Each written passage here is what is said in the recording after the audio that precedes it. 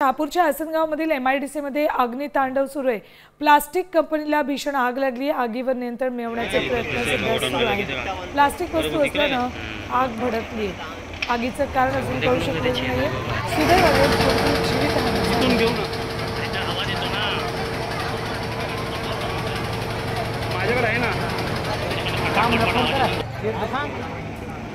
तर या आगी संदर्भातले अपडेट्स देतात आमचे प्रतिनिधी फैयाज शेख।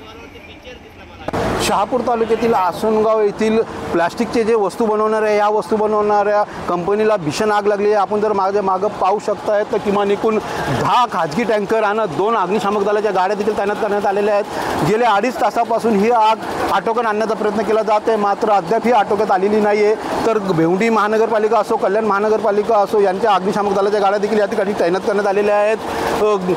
आपण जर बघू शकता या बाजूला पोलीस प्रशासन किंवा महसूल विभागाचे जे अधिकारी हे तरी देखील या ठिकाणी घटनास्थळी दाखल झालेले आहेत आणि आग विझवण्याचा जे प्रयत्न आहे सरतीचा प्रयत्न केला जात आहे। फैयाज शेख, साम टीव्ही, शहापूर। आता isakal.com आहे देशातील नंबर 1 ची मराठी न्यूज वेबसाईट। प्रत्येक अपडेटसाठी isakal.com ला नक्की भेट द्या।